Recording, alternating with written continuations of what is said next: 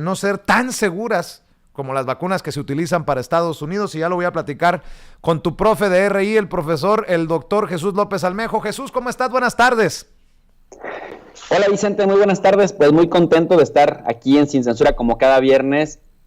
también secando y barriendo la sal que dejaron las lágrimas que derrocharon los chayoteros y los de la oposición pedorra, porque todavía siguen llorando por lo que a mi juicio fue un paso de ajedrez muy importante lo que hizo ayer López Obrador en el marco de la cumbre, ponerlos en su justa dimensión, darles la importancia a los líderes del mundo que ellos le dan al tema del medio ambiente, es decir, superficial, pero también proponiéndoles una sencillísima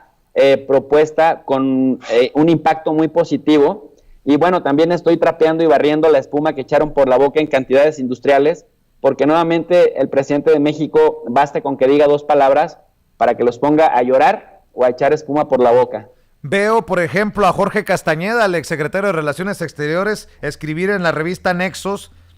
el terrible desaire de Biden a AMLO, porque no estaba presuntamente Joe Biden presente cuando da su discurso, su mensaje, el presidente de México, Andrés Manuel López Obrador. Otros le han criticado que su mensaje haya sido desde el escenario de las mañaneras, que no le dio la importancia a la cumbre, dicen algunos. Luego vi que le contestaste a Arturo Sarucán, el ex embajador de México en Washington, y te respondió también, aunque pues no tiene con qué responder por sus mensajes sesgados, verdaderamente lamentables para un personaje de su envergadura. En fin, estoy contigo, profe. Andan muy ardidos y bueno, el análisis desde tu perspectiva es positivo. Una jugada de ajedrez la llamas.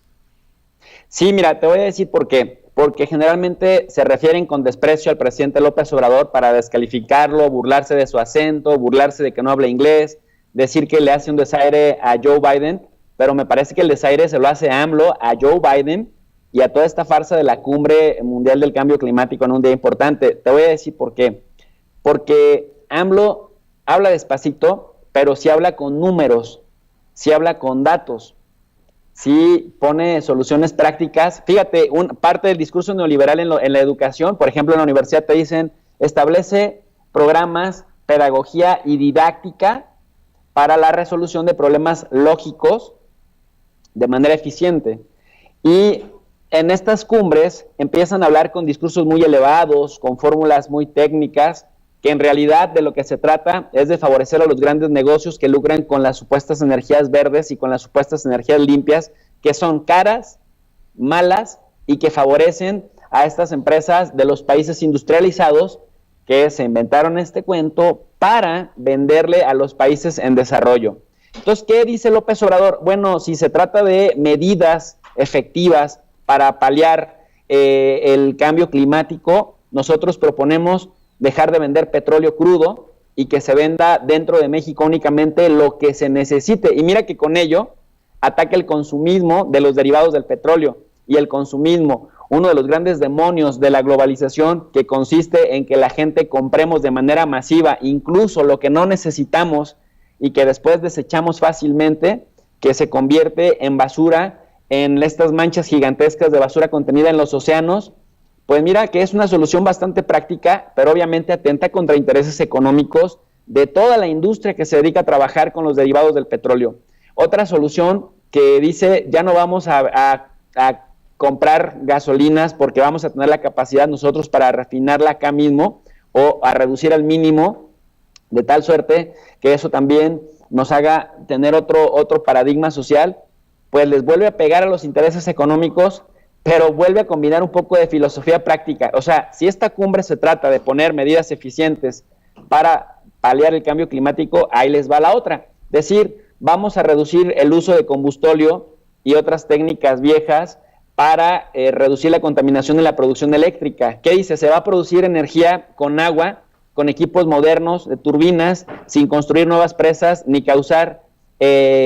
afectaciones ambientales. Nuevamente les vuelve a poner sobre la mesa una medida concretita, sencillita, no tan costosa en términos económicos para quien la ejecuta, pero le pega a los intereses económicos de aquellas grandes empresas transnacionales que al amparo de producir supuesta tecnología verde, limpia, etcétera, para el cuidado del medio ambiente, quieren endeudar a nuestros países justamente con ellos y hacerlos dependientes de lo que ellos nos transfieran tecnológicamente hablando. Entonces, ahí me parece, querido Vicente, que hay un acierto del presidente, porque los evidencia, y cuando este señor, Arturo Sarucán, quien fuera embajador de México en Washington, calderonista de hueso colorado,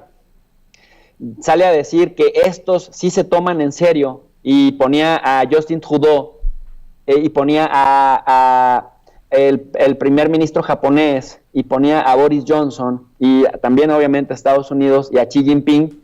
pues yo dije, a ver, cañón, ¿por qué estás haciendo apología de la farsa? ¿Y por qué estás haciendo, o por qué estás diciendo que los países más contaminantes del mundo sí se toman en serio la lucha contra el cambio climático? ¿Acaso no sabes quiénes son los que más contaminan? Y Sarucán me contesta, vaya que lo sé, ya ves que es muy arrogante, vaya que lo sé.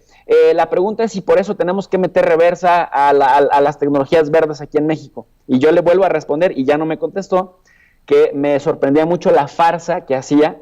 o la apología que hacía de la farsa, de por ejemplo, mira, fíjate qué tan en serio se la toman, Vicente. Japón acaba de anunciar que va a verter al mar agua contaminada de las plantas de Fukushima, agua nuclear. Y obviamente China y Corea del Sur ya se les abrieron los ojitos y pusieron los pelos de punta, porque dicen, esto va a contaminar también a la fauna marina que nosotros consumimos para nuestra población.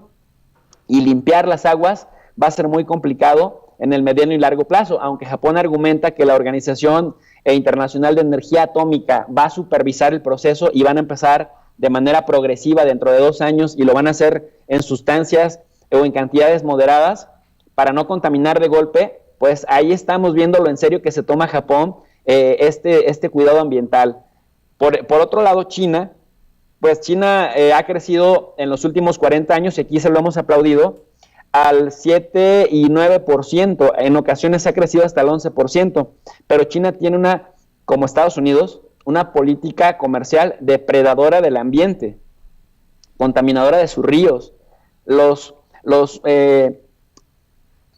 zonas urbanas, las ciudades más contaminadas del mundo, son como 15 o 16 ciudades chinas que rebasan los 5 millones de habitantes, en donde incluso Beijing, Shanghai, hay ocasiones en las que tienes que utilizar mascarilla, incluso mucho antes del COVID, y lentes, porque sufres constantemente de sinusitis y de enfermedades respiratorias debido a la densidad de la contaminación en este país. Entonces, que Sarucán venga y me diga que Xi Jinping y China se toman en serio el tema climático, o que la India se toma en serio el cambio climático, cuando yo he estado en la India, Vicente, y he navegado por algunos ríos de la India, súper sucios, súper cochinos, y tampoco se ve, cuando estás en las ciudades de la India, en Nueva Delhi y sus alrededores, tampoco se ve que haya ni siquiera el tema de la separación de las basuras. Entonces, que este farsante, por pegarle al presidente López Obrador, nos venga y nos quiera contar que México no se toma en serio solo porque López Obrador no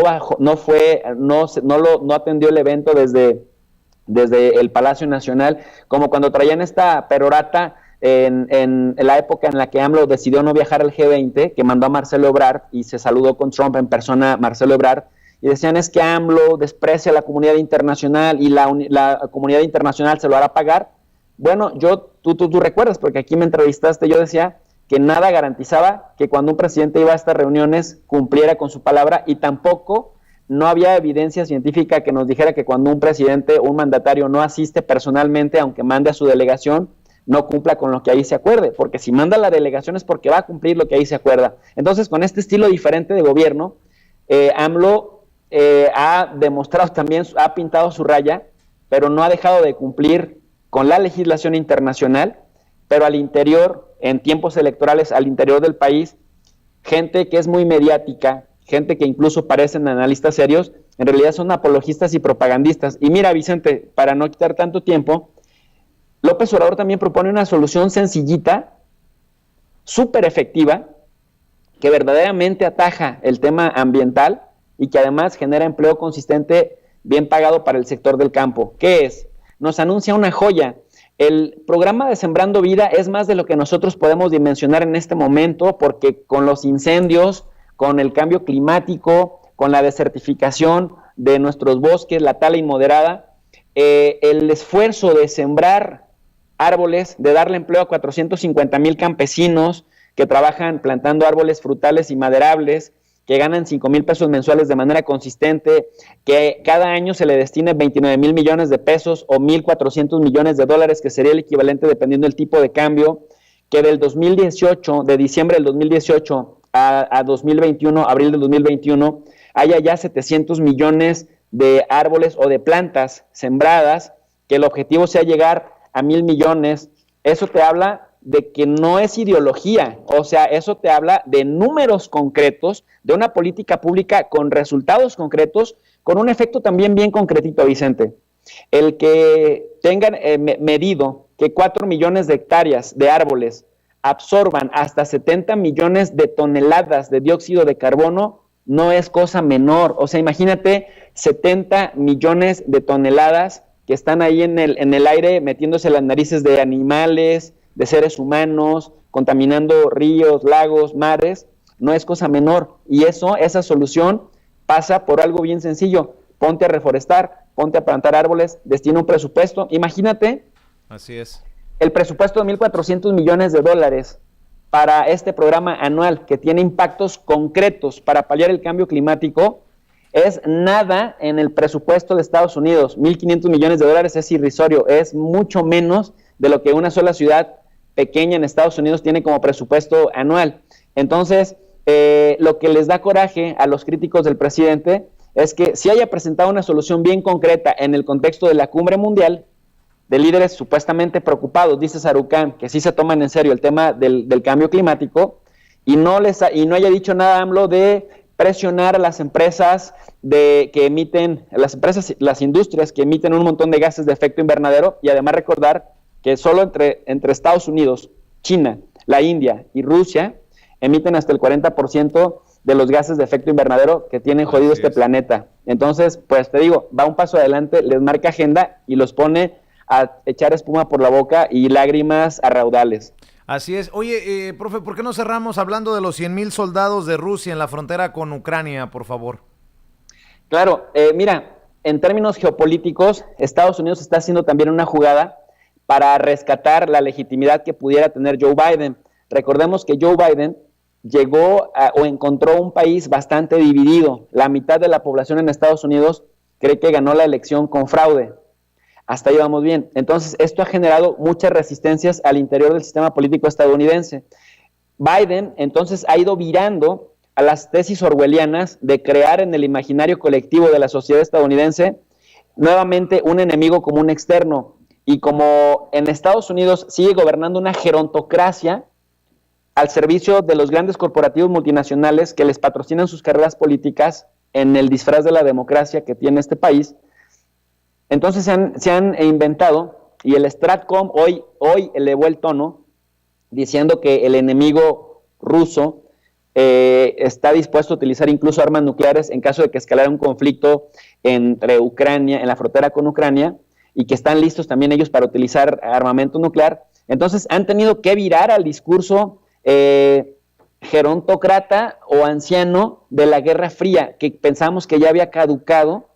para volver a atemorizar a la gente en Estados Unidos y volver a hacer que se alineen al líder del momento, en este caso Joe Biden, porque decíamos estaba bastante deslegitimado al interior del mismo Estados Unidos. Entonces, quieren hacer creer que el enemigo está allá a 15,000 kilómetros de distancia, que el enemigo está en Rusia, que el enemigo amenaza a un aliado como es Ucrania, pero no te dicen, y además te dicen, lo que sí te dicen es que también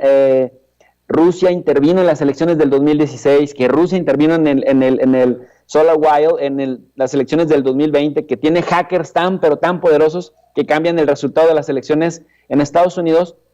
y destinan bastante presupuesto para propaganda antirrusa, de tal suerte que la gente sí se crea este cuento de que los rusos es igual a militarismo, los rusos es igual a dictadura, los rusos es igual a sistemas económicos fracasados y atraso rural, porque entonces pretenden justificar el intervencionismo que sí tiene Estados Unidos allende las fronteras. Para cerrar esta reflexión geopolítica, querido Vicente, me parece que Estados Unidos, que tiene 800 bases militares alrededor del mundo, y Rusia, que tiene solamente 2, y las tiene en los países vecinos, en donde tiene población rusa. Estados Unidos, que sí está vigilando a las 7 bases militares rusas que se encuentran dentro de Rusia, cercana a las fronteras de aliados de la OTAN, cada vez pierde más elementos y cada vez pierde más legitimidad al momento de acusar a sus vecinos de hacer lo que Estados Unidos realmente sí hace. Entonces me parece que hay que tener mucho cuidado, o que hay que seguirle la pista a estos discursos que pretenden legitimar una posición militarista disuasiva, porque pretenden hacerle creer a la gente, al ciudadano estadounidense de a pie, Vicente, que los 100,000 soldados rusos en Ucrania les representan un peligro mayor a ellos que su sistema de salud interno,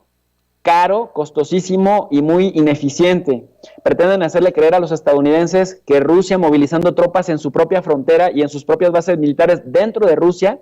violan más el derecho internacional que sus 800 bases militares en el mundo, y que les afecta más eso a la desigualdad estructural neoliberal que inició desde con Ronald Reagan sin vuelta de hoja. Le pretenden hacer creer al estadounidense promedio que Rusia, con sus 100,000 soldados en la frontera con Ucrania, les representa un mayor peligro a ellos, al estudiante, al comerciante, al profesionista estadounidense dentro de Estados Unidos, que además se tiene que chutar el peligro del racismo, que se traduce en loquitos solitarios armados que van matando a gente y que han ocasionado más muertes en Estados Unidos que todos los militares que han muerto en las guerras en las que ha participado Estados Unidos desde la guerra de Corea. Y entonces eso te habla de los efectos que tienen los aparatos de propaganda, y que por eso es muy necesario volverlos a abordar con seriedad, con honestidad intelectual. Podremos ser ciertamente limitados en muchos aspectos, pero si somos honestos y tratamos de meterle objetividad al asunto, nos damos cuenta de este gran juego que están llevando a cabo para regresarnos a la paranoia de la Guerra Fría, Vicente. Pues qué interesante análisis como siempre, doctor, y bueno, pues hay que seguir pidiéndole a la gente que nos apoye, que te apoye en tus esfuerzos independientes, que cada vez se ponen mejor. Muchas gracias. Pues quiero invitar a toda la gente a que se suscriban al canal de Tu Profe de RI, Profe de Relaciones Internacionales, en donde les presentamos cursos gratuitos de geopolítica, organismos internacionales, relaciones internacionales y, por supuesto, también acontecimientos históricos como el genocidio en Ruanda, la Revolución Francesa, el genocidio en Armenia, etcétera, etcétera, en aras de aportar herramientas didácticas y pedagógicas para que cada quien se forme sus propios criterios. Recordarle a la gente que también somos el único canal de académico educativo que les pone de manera gratuita las lecturas al pie de cada sesión, de cada clase de relaciones internacionales, lecturas de revistas arbitradas, de revistas indizadas y de capítulos de libros de las mejores editoriales en español de este país, para que la gente realmente vaya armando su biblioteca digital y tenga herramientas, como sucede igualito en la universidad, pero con mucha más pasión, con mucha más honestidad y con muchísimo más cariño para el despertar de las conciencias, Vicente. Pues te agradezco como siempre, profe, te mando un abrazo y échale muchas ganas. Ahí está al pendiente la audiencia de Sin Censura de las clases en Tu Profe de RI. Buenas tardes, buen fin de semana.